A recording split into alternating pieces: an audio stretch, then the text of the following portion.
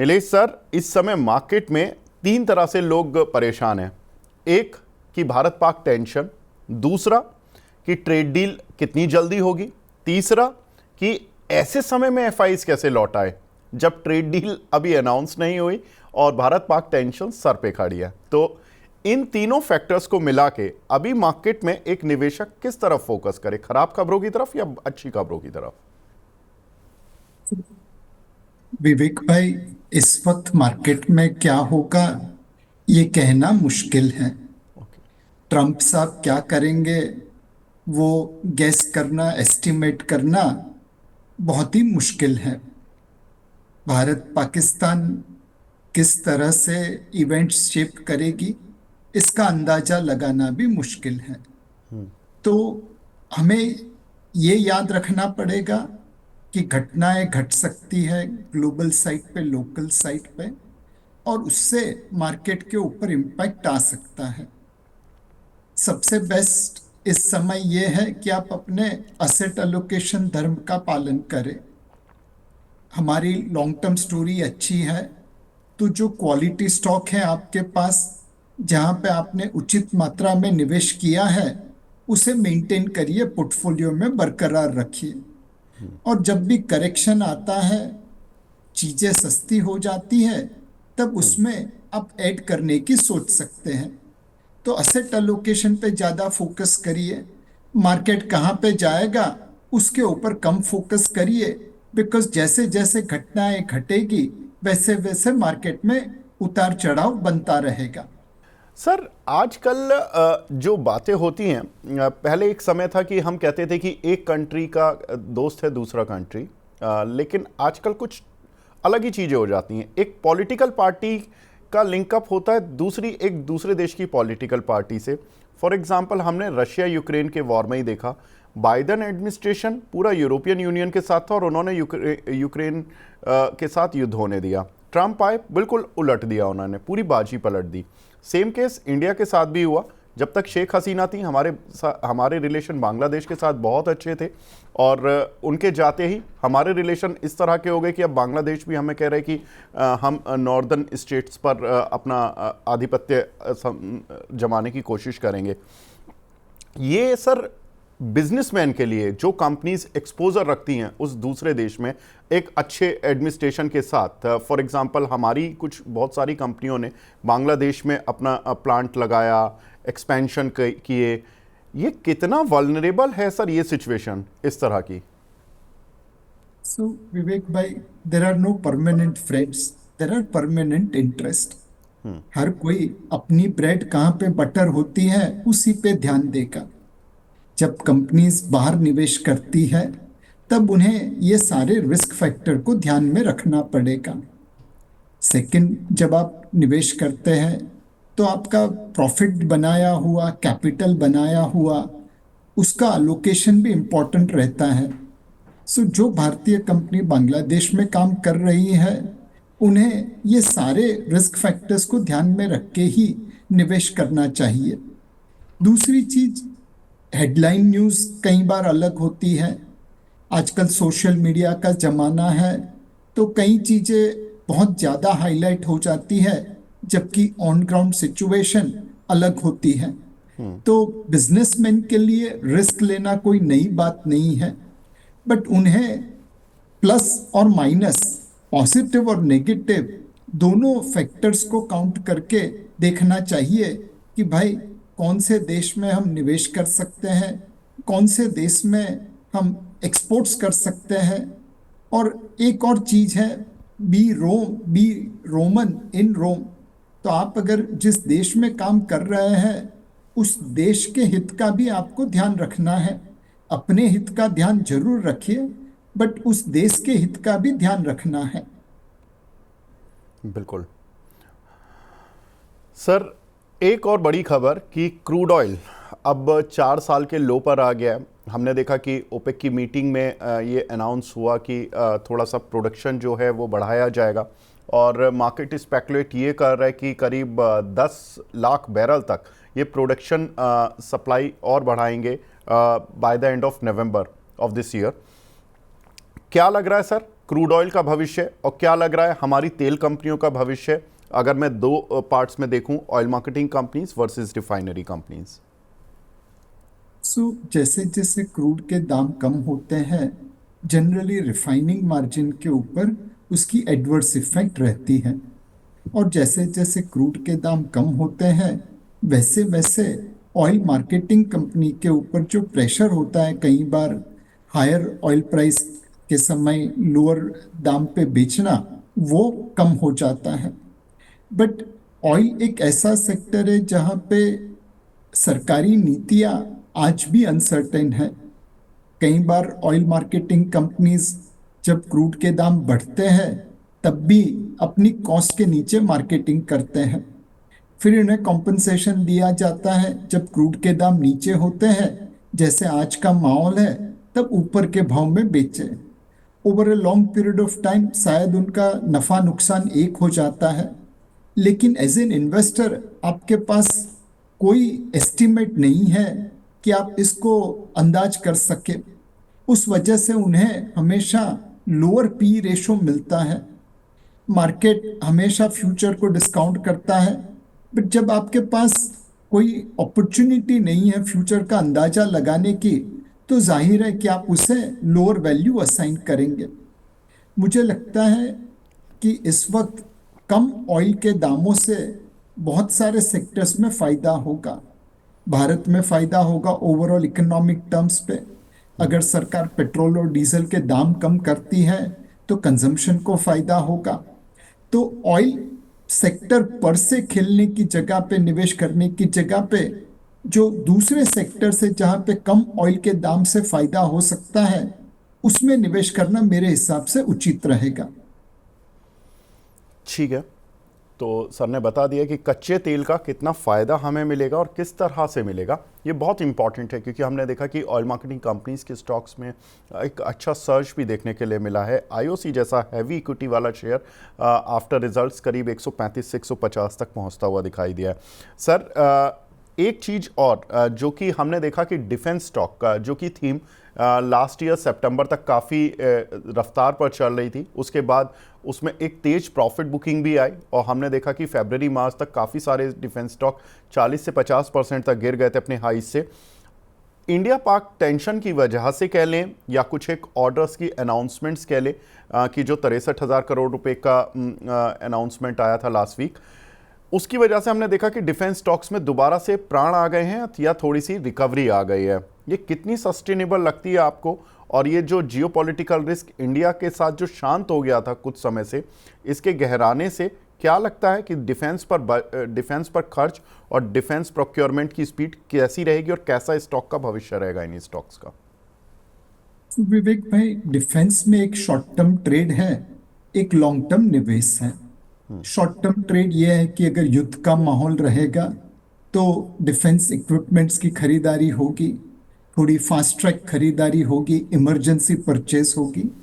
ये ज़्यादातर जो एक अपमूव आया डिफेंस स्टॉक में, उसमें डिस्काउंट हो चुका है। अब हमें शायद उतनी अपसाइड नहीं बची है डिफेंस स्टॉक में जो इस हालात में दिखती है। ऑब्वियसली अगर बहुत बड़े स्केल पे वॉर हो गया, तो ये इक्वेशन चेंज हो जाएगा। बट आज की तारीख में मार्केट जिस तरह से बढ़ा है, वो ये सोच रहा है कि एक छोटी सी स्कर्मिश होगी, बहुत बड़ा वॉर नहीं होगा। दूसरा है कि हमें लॉन्ग टर्म के लिए निवेश करना है। युद्ध के जो इक्विपमेंट से स्ट्रैटेजीज है, वो बदल रही है। किसी जमाने में टैंक होना, प्लेन होना, बड़ी शिप होना, ये आपको बल प्रदान करता था। आज की तारीख में एक छोटा सा ड्रोन बड़ी टैंक को उड़ा देता है। हाल ही में हमने पढ़ा, सच है झूठ है पता नहीं, बट ड्रोन से एक missiles, air to air missiles दागी गई और बड़े महंगे प्लेन को गिरा दिया। तो मिसाइल्स प्लेन को, शिप को, टैंक को उड़ा सकते हैं। ड्रोन बड़ी बड़ी टैंक को उड़ा सकता है। तो जो कंपनीज शिप्स बनाएगी, प्लेन्स बनाएगी, टैंक बनाएगी, शायद वहां पे उतनी री रेटिंग नहीं होगी। बट जो कंपनी मिसाइल्स बना रही है, ड्रोन्स बना रही है, फ्यूचरिस्टिक वॉरफेयर के लिए काम कर रही है, वहां पे निवेश करना उचित रहेगा। जी। तो निश सेगमेंट यानी कि एक स्पेसिफिक सेगमेंट सर ने बताया कि जहां पर आपको डिफेंस में प्ले करना है, तो उन शेयर्स में या उस पर्टिकुलर थीम पर आप जाकर इन्वेस्ट करें, शेयर ढूंढें। सर, एक और इम्पॉर्टेंट एस्पेक्ट जो चल रहा है इस समय वो है इन करेंसी का। करेंसी में हमने देखा कि डॉलर इंडेक्स 110 के लेवल तक पहुंच गया था ऑलमोस्ट, और वहां से ऑलमोस्ट अब 10% करेक्ट हो चुका है, 100 के नीचे आ चुका है। हमने इंडियन रुपी को भी देखा विज विज डॉलर की 88 ऑलमोस्ट पहुंच ही गया था, 87.99। वहां से हमने ऑलमोस्ट 4% की रिकवरी इंडियन रुपी में भी देखी है। इसके क्या इम्प्लीकेशंस देख रहे हैं सर मार्केट्स पर? क्योंकि हमने देखा कि जब से डॉलर इंडेक्स करेक्ट हुआ है और हमारा करेंसी रिकवर हुआ है, एफआईज का फ्लो भी हमारे देश में पॉजिटिव साइड पर हो गया, जो कि हम पिछले 6-7 महीने से लगातार देख रहे थे कि वो सेलिंग साइड पर थे। सर, ये करेंसी की वजह से एफआईज आ रहे हैं या एफआईज की वजह से करेंसी अप्रिशिएट हो रही है? तो विवेक भाई, करेंसी के मामले में बहुत सारे फैक्टर्स एक साथ काम कर रहे हैं। सबसे पहला ऑब्वियसली फ्लो है। एंड जैसे आपने सही बताया कि अगर एफपीआई की बाइंग हुई तो करेंसी में अप्रिसिएशन होने की उम्मीद है। पर जितनी इक्विटी एफपीआई ने खरीदारी की, उससे आधे से ज्यादा डेट एफपीआई ने बिकवाली की है। तो नेट फ्लो खरीदारी का उतना नहीं होना चाहिए जो करेंसी अप्रिसिएशन को जस्टिफाई करे। दूसरा, आपने बताया कि डॉलर इंडेक्स खुद 10% गिर गया है। जाहिर है उसके सामने रुपी अप्रिशिएट हो सकता है। डॉलर इंडेक्स अनडाउटेबली एक रीजन है कि उसकी वीकनेस हमारे रुपी को अप्रिशिएट कर रही है। तीसरी चीज है कि लोगों का एक व्यू बन गया था कि रुपया अब 87 से 88, 88 से 90 और 90 से 95 की तरफ जाएगा। आरबीआई ने बहुत तेज गति से इंटरवेंशन किया। तकरीबन $70 बिलियन उनकी फॉरवर्ड पोजीशन शॉर्ट खड़ी है। तो जो लोगों की उम्मीद थी उसमें अब पानी फिर गया है। अब रुपी अप्रिशिएट हो रहा है। तो जो लोगों ने ये दांव लगाया था कि रुपया 87 से 90, 90 से 95 जाएगा, अब उनके स्टॉप लॉस ट्रिगर हो रहे हैं और रुपया उनकी बाइंग की वजह से ऊपर हो रहा है। तो मेरे हिसाब से रुपये के अंदर बहुत सारे फैक्टर काम कर रहे हैं। लोकल टेक्निकल फैक्टर्स है, ग्लोबल फैक्टर्स है, फ्लो का भी थोड़ा सपोर्ट है। ये सारी चीजें मिला के रुपये को अप्रिशिएट कर रही है। अब कितना रुपये अप्रिशिएट होगा? करेंसी मार्केट में आरबीआई बहुत बड़ा प्लेयर है। उन्होंने जो रेंज ढाई है, सोची है, उसके आसपास जनरली रुपये ट्रेड करता है। तो आपको अब आरबीआई क्या सोच रहा है उसका अंदाजा लगाना पड़ेगा। जहां तक वह चाहेंगे रुपये में अप्रिसिएशन होता रहेगा और एक लेवल के ऊपर आरबीआई डॉलर खरीद के अपने रिजर्व्स बढ़ाएगा, जो ऑलरेडी $670 बिलियन से ऊपर पहुंच गए हैं। बट उनकी खरीदारी रुपये की अप्रिसिएशन को रोक सकती है। ठीक है सर, रुपए की डेप्रिसिएशन से हमने जनरली बचपन से ये थ्योरी सुनते आ रहे हैं कि एक्सपोर्टर्स को फ़ायदा होता है, और जनरली एक थीम मार्केट में चलती थी कि आईटी शेयरों को ख़रीद लो। अब रुपया अप्रिशिएट हो रहा है, तो अब आईटी शेयरों में क्या आपको लग रहा है, not only on the basis of currency, क्योंकि हमने देखा कि रिजल्ट्स आए, रिजल्ट्स में उतने अच्छे रिजल्ट्स नहीं थे, लेकिन आउटलुक उतना घबराया हुआ भी नहीं दिखा आईटी कंपनीज का, तो जो सेल ऑफ था वो रुका।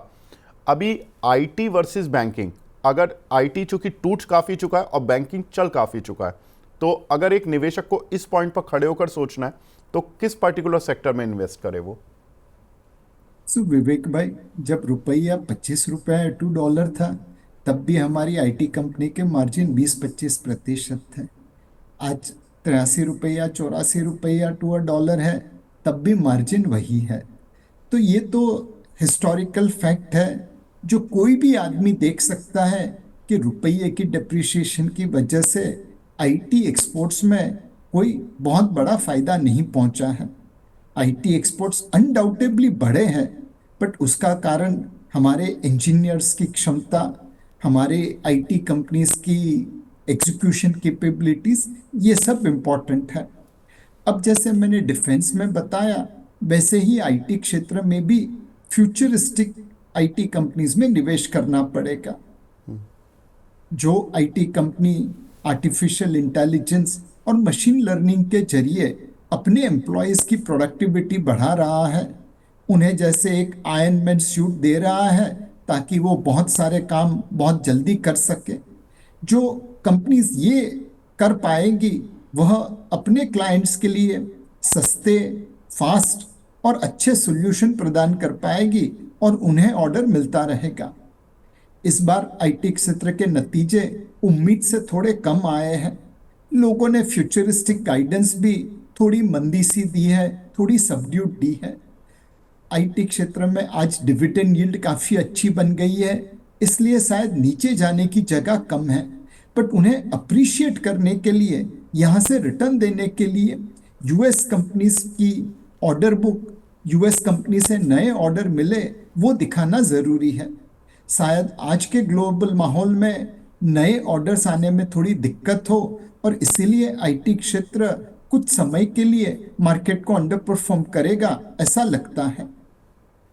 जी सर, इस समय निवेशक के आम निवेशक के मन में एक्चुअली दो तीन चीज़ें आ रही हैं। एक तो गोल्ड काफ़ी ऊपर चला जाता है, कोई भी ग्लोबल अनसर्टेनिटी आती है गोल्ड ऊपर चला जाता है, स्टॉक मार्केट अनसर्टेनिटी में नीचे आ जाता है। तो पिछले एक दो साल में जो गोल्ड में निवेशक थे उन्होंने पैसा अच्छा बनाया।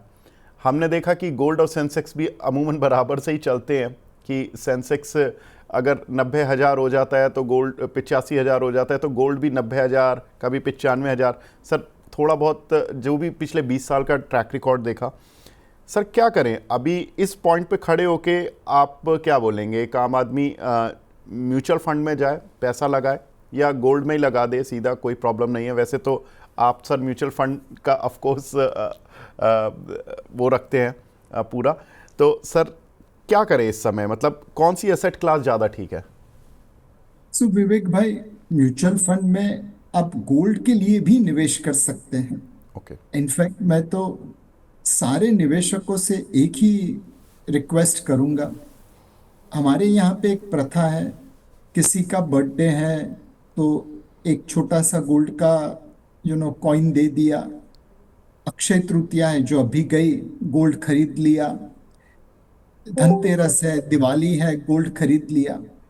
बहुत सारे भारतीय छोटी छोटे मात्रा में गोल्ड खरीदता रहता है। बट विवेक भाई, आपको पता है जब आप 1 ग्राम, 2 ग्राम, 5 ग्राम, 10 ग्राम सोना खरीदते हैं तो उसकी ट्रांजैक्शन कॉस्ट बहुत ज्यादा होती है, जी। 20, 30, 40% होती है। तो अगर आप यही पैसा म्यूचुअल फंड में निवेश करें तो म्यूचुअल फंड आप सबका पैसा इकट्ठा करके बड़ी मात्रा में गोल्ड खरीदता है, उसे अच्छी तरह से स्टोर करता है, और ये जो ट्रांजैक्शन कॉस्ट है उसमें 90 से 95% गिरावट कर देता है। तो जिन्हें भी सोना खरीदना है, स्पेशली जो छोटी मात्रा में सोना खरीद रहे हैं, उन सभी से एक ही निवेदन है कि आप गोल्ड फंड में निवेश करिए। आपकी ट्रांजैक्शन कॉस्ट कम हो जाएगी, बहुत कम हो जाएगी, और आपका गोल्ड का निवेश का उद्देश्य भी प्राप्त होगा। आम के आम और गुठलियों के भी दाम, ऐसा solution mutual fund, gold fund आपको प्रदान कर सकते हैं। बिल्कुल। तो ये सर से देखिए, हम तो जब स्टूडेंट थे, जब हम नीलेश सर को देखते थे, और सर सच बताएं तो ये कभी सोचा भी नहीं था कि आपसे सवाल पूछने का लाइफ में मौका मिलेगा, लेकिन डेस्टिनी ऐसी रही कि 3-4 बार, ये शायद मेरा चौथा या पांचवा इंटरेक्शन आपके साथ होगा। लेकिन सर एज ए टीचर इस समय पर सर कौन से सेक्टर्स ऐसे रहेंगे जहां पर कि आपको लगता है कि इस पॉइंट पर खड़े होके एक आम आदमी को, जिन्होंने रैली भी मिस करी थी पिछली वाली और ये फॉल भी थोड़ा सा मिस कर दिया, जहां पर कि बॉटम लगा 22,000 का, क्योंकि 22,000 पे सब लोग डरे हुए थे, तो अभी सर क्या करें? मतलब कौन से सेक्टर्स हैं जहां पर कि 2-4 साल 5 साल के लिए निवेश करके छोड़ सकते हैं निवेशक? तो विवेक भाई, सेक्टर तो ऑब्वियसली हम बात करेंगे, बट अल्टीमेटली गाड़ी कौन सी कंपनी की है उससे ज्यादा महत्व कौन ड्राइवर गाड़ी को चलाता है उसका है। अगर ड्राइवर अच्छा है तो खराब गाड़ी में भी आपको मंजिल पे पहुंचा देगा। बट अगर ड्राइवर घटिया है तो अच्छी से अच्छी गाड़ी में भी आप मंजिल पे पहुंचने में शायद नाकाम रहेंगे। तो ड्राइवर के ऊपर भी उतना ही ध्यान देना, मैनेजमेंट उतना ही इम्पोर्टेंट है। रही बात सेक्टर की, तो कंज्यूमर क्षेत्र हमें लगता है मार्केट को आउट परफॉर्म करेगा। अप्रैल महीने से ऑनरेबल फाइनेंस मिनिस्टर ने जो 1 लाख करोड़ की बचत दी है टैक्स पेयर्स को, उसका फायदा कंजम्पशन में दिखेगा। ज्यादातर पैसा रोटी कपड़ा मकान जैसी बेसिक नेसेसिटी की जगह पे टूरिज्म, ट्रैवल, एजुकेशन, हेल्थ या कंज्यूमर डिस्क्रिशनरी स्पेस वहां पे खर्चा होगा। इसके बाद जो ब्याज के दरों में कटौती हो रही है, उसका फायदा ईएमआई बर्डन में लोगों को दिखेगा। तो वो जो पैसा बचेगा वो भी कंजम्पशन में लगेगा। 18-24 महीनों के बाद 8th पे कमीशन की रिकमेंडेशन सरकारी एम्प्लॉयज के लिए लागू होगी। वह भी सरकारी कर्मचारियों की जेब में पैसा लाएगी और वो भी खर्चा होगा। तो यहाँ से लेके तकरीबन 2-2.5 साल के लिए कंज्यूमर क्षेत्र में डिमांड आती रहेगी वैसा लगता है। तो कंजम्पशन क्षेत्र, कंज्यूमर डिस्क्रिशनरी क्षेत्र में निवेश करने का सेंस बनता है।